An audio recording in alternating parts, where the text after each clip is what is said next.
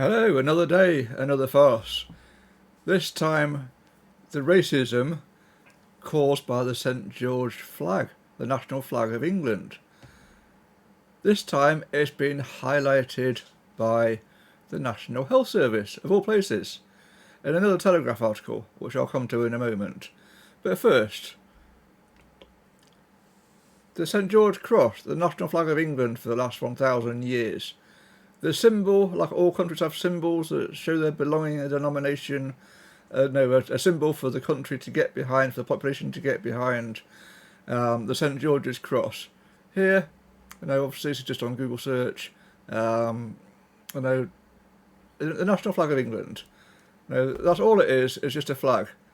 Now, many people have said that this has been appropriated by the far right or the extreme right and used for nationalist purposes, going back to the BNP or the English Defence League, and citing those kind of examples of English nationalism at its finest, and saying that the British Red Cross, or St George's Cross rather, is a racist symbol, a symbol that causes divide, hatred, and shouldn't be displayed.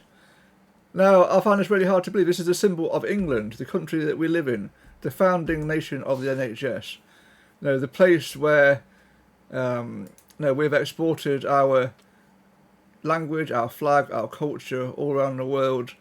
The Australian flag, the Canadian flag, other empirical flags have the British Union Jack in it, or parts of the Red Cross in it.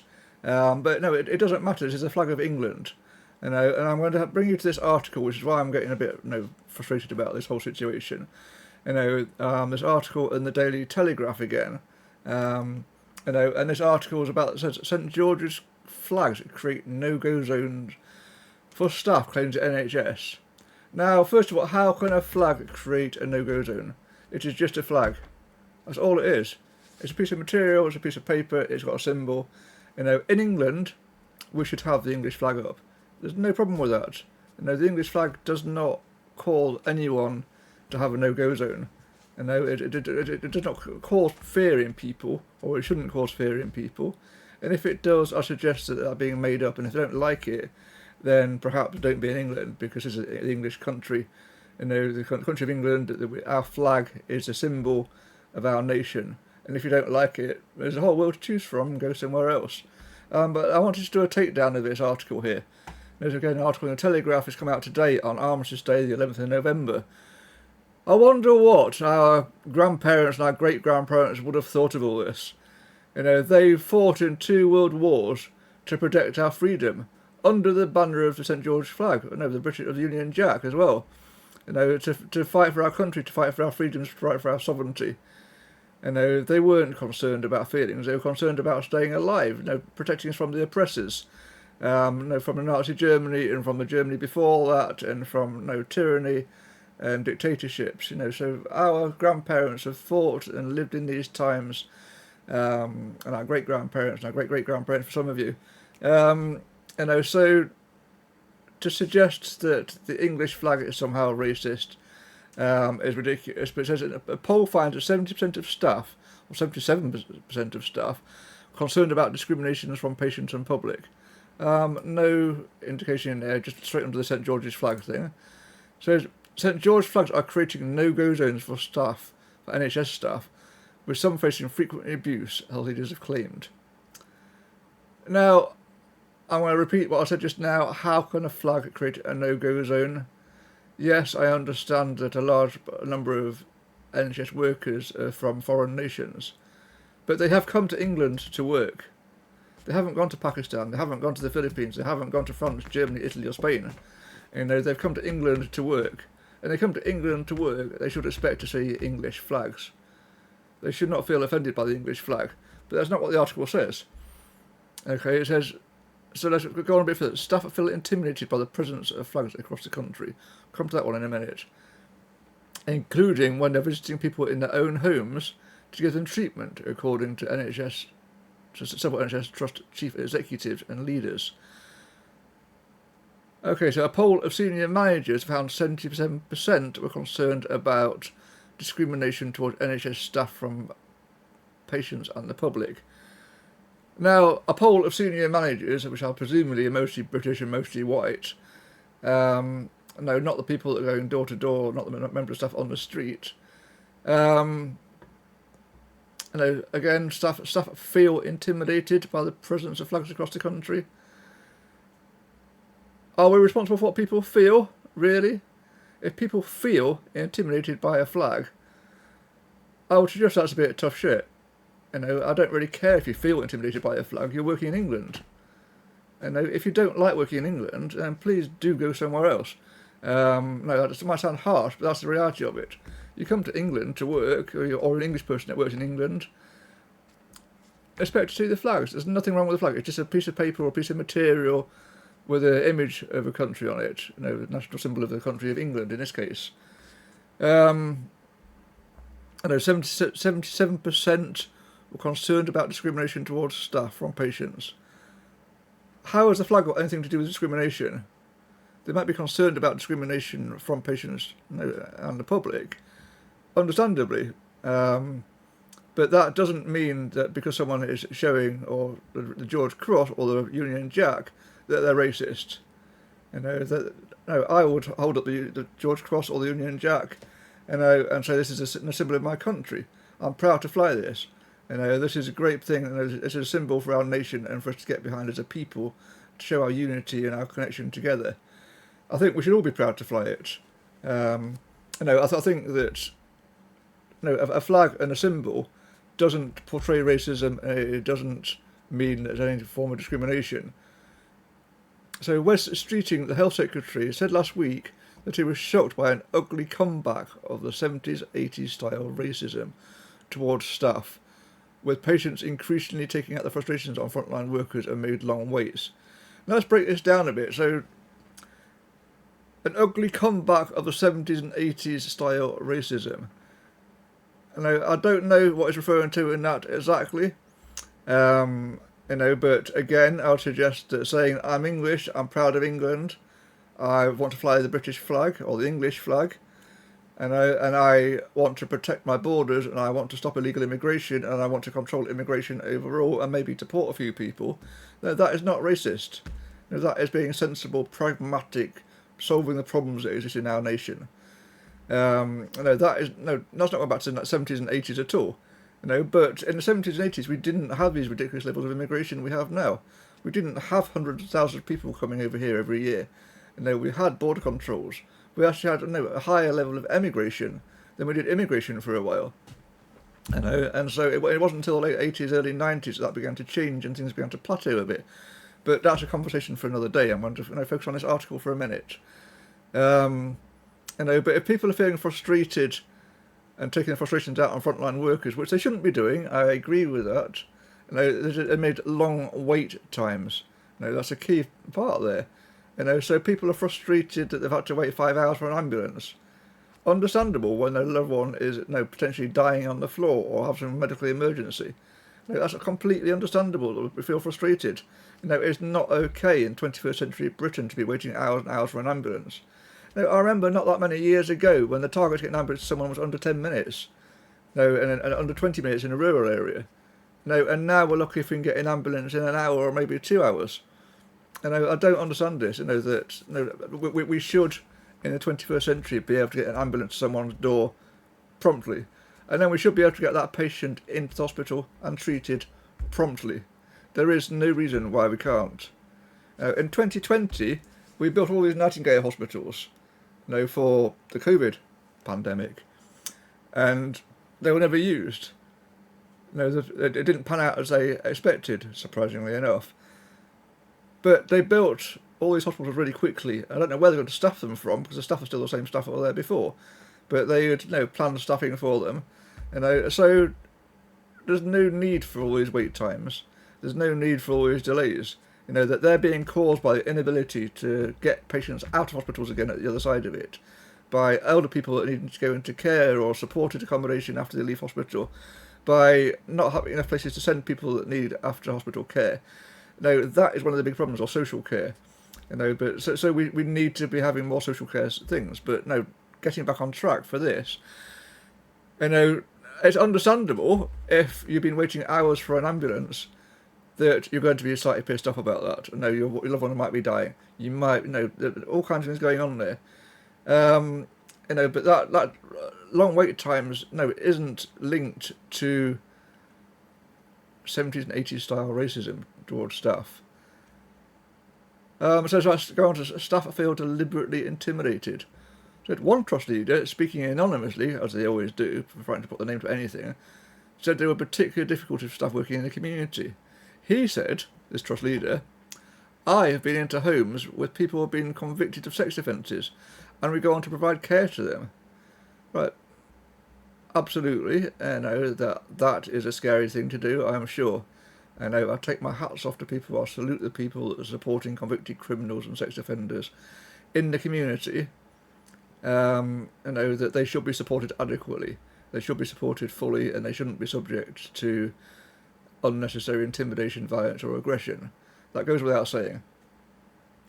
So it can be a really precarious situation, and the nurses, handle it absolutely brilliantly. Okay, again, there's nothing in this about racism or anything else, that's not relevant. Then he goes on to add, this is the trust leader again, he said, we saw during the time when the flags went up, our staff are a large minority of black and Asian staff feeling deliberately intimidated. Right, so we saw during the time the flags went up, our staff, largely black and Asian minority, feeling deliberately intimidated. Right, why, again, does putting a flag up make someone feel intimidated? If someone is standing by you as a black or Asian or minority person and saying you are this, that and the other because of your colour of your skin, then yes, that is a racist comment. If they're stopping you doing things because of your colour of your skin, that is a racist action. But putting a flag up is not a racist action, it's not an intimidating action. And again, I'll repeat what I said earlier, that the large minority of black and Asian staff have come to work in England, probably for better wages, for sending the money back to their people at home again to support their families in their own countries, maybe. But again, they have chosen to come and work in England. If they do not like the fact that we are English or British, and we're putting up our national flags of our kingdom or our nations, then please feel free to go back to where you come from. That's not being racist, it's just being practical, problem solving the solution here. The flag isn't the problem, it's people's feelings. Okay, people's feelings are the problem. Okay, it felt like the flags were put up to create no-go zones. This is what it felt like to them. So it felt like the flags were put up creating no-go zones. Why? Why does a flag create a no-go zone? They've not got sentries on there with a gun, are they? They're not popping you off of people saying, oh, you can't come in because you've got black skin or brown skin or yellow skin or pink skin, whatever it is. No one's saying that. That as English people putting up the flags in our country because we're fed up, of the phase of our successive governments to control the immigration problems. And we're fed up of the asylum hotels in many towns and cities now, and asylum seekers causing rapes, murders, and gangs of grooming for decades now. We are rightly fed up of that. That's not a racist thing, that is a factual thing. And raising the flag isn't part of that problem. That is just saying, look, we are fed up. This Operation Raise the Flag or Raise the Colours, whatever it's called, is done to show unity of the country. It's not a far right action. It's an action of the people coming together. It's an act of rebellion, a small act of rebellion, because the councils don't like it, the government doesn't like it. But it's actually British people, English people, the patriots of our nation coming together and saying, look, hey, we've had enough. We want to solve these problems.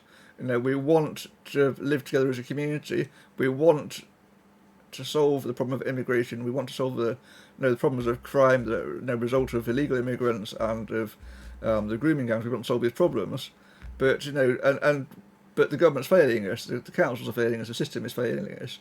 And if everyone's failing us, then we need to come together and try and solve those problems ourselves in whatever way that looks like, or put pressure on the governments to do so. Okay, but I'm going to completely refute the fact that putting up a flag feels like a no-go zone. Okay, we're not living in the Gaza Strip here. No, we're not living in the Yemen. We're not living in a war zone. Okay, some of these people might come from those places, and they may have some residual things from places that are like that, but that is not the case in the United Kingdom. Okay, so you add that on top of the real autonomous working, the real bravery of working in people's homes with an environment, again, where it feels like it is an area that is designed to exclude them. So here, I want to just pull this one up as well. So you add on top of that real autonomous working, people working under their own initiative, doing their job in people's homes, the real bravery of working in people's homes, and sometimes, I can take my hat off, it can be difficult working with people in their homes. I do respect the people that do that, fully respect those people. I don't care where you come from, that it can be difficult, working with people can be difficult and it can be risky. And we very much value the support that all of you carers out there in the community and nurses in the community and doctors in the community are giving there. But, okay, you're going to people's homes. Okay, and in people's homes, people can still, at this moment in time, pretty much say, do and think what they want. Now, that may not always be the case. The government may not like that forever, and there have been some rumours of changing that. But no, as things stand, that we have a country where we can choose the decor in our houses. We can choose the topics of conversation in our houses. We can choose what we do there. Okay, so to suggest that where it feels like it is an area designed to exclude them. Now, what does that mean exactly? That's such a non-comment. It doesn't say anything useful. You wouldn't walk around my home and find pictures of Queen Elizabeth, of King Charles, of the King and Queen up there. I'm not a royalist, and I'm not a patriot in the sense I need to decorate my houses in flags. But if people were, that's their choice. I haven't experienced or seen or been into people's houses that have felt like an intimidating level of patriotism going on there.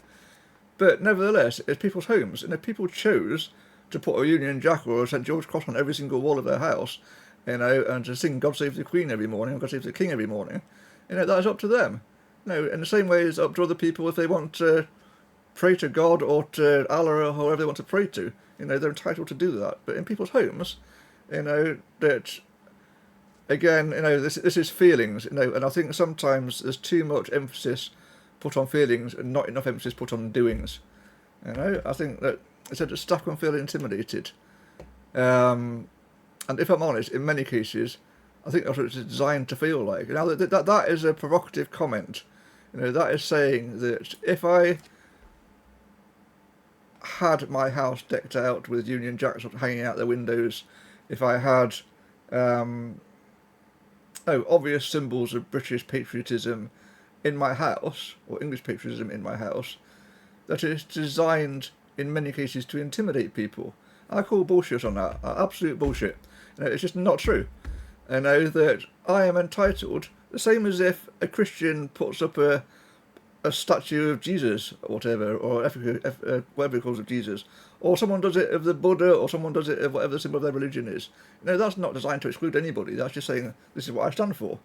And in a supposedly free and fair society, we can stand for whatever we want to stand for in the privacy of our own homes.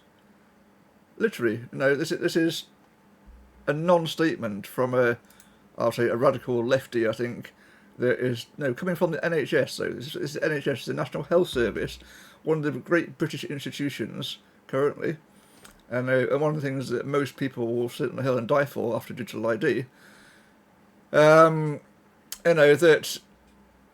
if the NHS is worried about the flag of the United Kingdom and of England, but it's not worried about the flags of LGBTQ plus everything else community, or it's not worried about dancing on TikTok over COVID, or it's not worried about all the other politically correct BS nonsense. It's, some of it's nurses and supporters of one, and the pin badges they wear supporting Gaza and Palestine, but it is worried about the British flag, or something seriously wrong there. I would suggest the British NHS, there should be a rule there saying that that you are supporting England and the United Kingdom, Great Britain, whatever you want to call it, and whether you're working in the UK, that's whatever country you're working in there. But that first and foremost, it is a British institution for British people. That is what matters. And all the political correctness around that, and all the things around sex denominations and political alignment and Palestine and trans idealism and all the rest of it, and all the woke nonsense that we've seen, that needs to go. It needs to stop. That we are providing a health service for people of the United Kingdom. All people of the United Kingdom, but first of all, British-born people. It is meant for British citizens. But we should be able to provide and display our own flag. Absolutely. It makes me so cross. Another NHS trust leader, again unnamed, and this is really frustrating because it is there's no accountability. So another NHS trust leader said one member of the staff who is white and has mixed race children had asked some people putting out flags to move so she could park her car. The individuals filmed what was happening and then followed her, and as she continued to receive abuse over a series of several days, not because she objected to the flags, but because she disturbed them, they said. So again, this is really nothing to do with the flags. This is to do with a bunch of dickheads that are intimidating a woman, for no good reason, and that's not okay. That's not to do with the flags. Completely irrelevant to the flags. That's not intimidating. It is a non-story. There's no substance to this story at all. There's again, feelings and stuff, but feelings aren't really what we should be running our country on. Feelings change from one minute to the next. We need to run our country on hard, fast facts. Okay, so there are lots of stories like this. There are lots of stories where people have tried to take flags down outside of their own homes and have been abused and threatened as a consequence of that. Yeah, that may well be true. Okay, that there are some knobheads that are not very nice people that do intimidate people for doing it. Okay, and I don't feel that having a go at other people, is okay. No, not in that way. No, I don't think we should be intimidating people and threatening people. Just because we agree with putting flags up doesn't make people who don't agree with it automatically wrong. But let's just scroll further down this article again. So the NHS can't be delivered without a diverse workforce. Now, again, this is very true. We have to ask ourselves why. What has happened to the British population?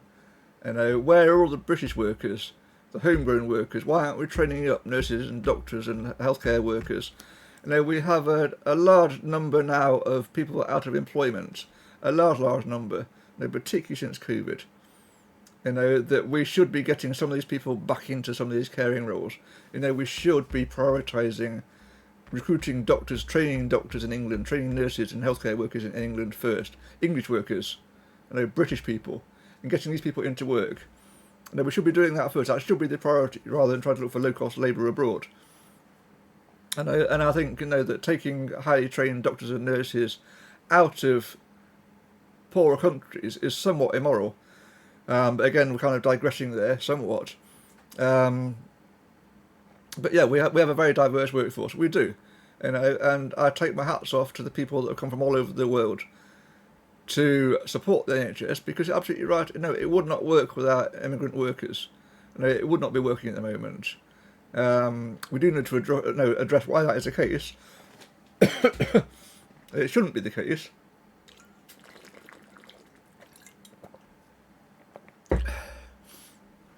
But at the moment it is. And we probably always will be dependent on some immigrant workforce in the NHS through doctors, nurses and trained people, because the English population is declining. And that's a whole story for another day. But, okay, so we are trying to recruit from the very places we provide healthcare. So the intake of the NHS is representative of British people from more diverse backgrounds. Okay, so first of all, I think that we need to, as I said just now, be recruiting from England first, from the United Kingdom, from Great Britain, British-speaking people with British culture, British expectations. That is the number one thing. That's what we should be doing. We shouldn't be pandering to every minority group and doing it under DEI legislation or rules, we should be recruiting the best people for the job, and we should be prioritising English speaking. Absolutely, the very basis of working in healthcare is you can speak fluent English. Now, how many times have you seen a doctor or a nurse or a healthcare worker, and their English is so bad that you can hardly hear them? I'm quite hard of hearing. I struggle to discern accents sometimes. I don't know, and I find it really frustrating when I'm being given important medical information, and the person who is talking to me has a very, very strong foreign accent and very broken English. I had brain hemorrhage last year. Fortunately, you can't tell now, thank goodness. No, everything is okay. My consultant, who I didn't see for 3 months afterwards, was I think Greek or Turkish guy, who spoke with a very, very strong accent. It was good at his job in that way, but again, very difficult to understand what he's saying. I understood it. And I had to keep saying, "Pardon, can you repeat yourself?" And when you're being given complex medical information that can, decide upon your future potentially or your future well-being, you really do want to be able to understand and digest that easily. Okay, and but no, I agree that we do need to some extent to be, what I said, we are trying to recruit from the very places where we provide healthcare. So the intake of the NHS is representative of British people. I don't quite know what that means. So does that mean they're going to India, they're going to Pakistan, they're going to Romania, they're going to all the places where we're getting all these illegal immigrants from or other immigrants from, and looking for people to bring over here to train up or already trained as nurses and doctors, just so that they can, the immigrants can feel safe in their own, in England. I don't really get that one, and I think, I'm going to repeat and reiterate, I think that British service is for British people first, and that, yes, we need to make everyone feel welcome to a point. We should not be giving NHS free to immigrants, unless they are working and paying into our tax system. That should be a straightforward thing. That there should be much stricter immigration controls. There should be much stricter ways of getting people out of the country as well. But again, we're digressing from this article here for a moment. Right, so the NHS providers is another quango. The NHS is full of these organisations that are really not that accountable to people, apart from to West Streeting maybe. Goes on to talk about a 5-day doctors' strike that could wipe out chances to fix this. It's just nonsense. That it's not going to wipe out a once-in-a-generation chance to fix the health service. And if it does, he's not a very strong leader, is he? I think it's a total nonsense. This is just an obfuscation of the article. But again, that's just ending a conversation which it doesn't start. The actual article starts on the St George's flag creating a no-go zone for NHS staff, the NHS claims. Okay, and again, you have to love this NHS claims because there's no named person there, no one accountable for it.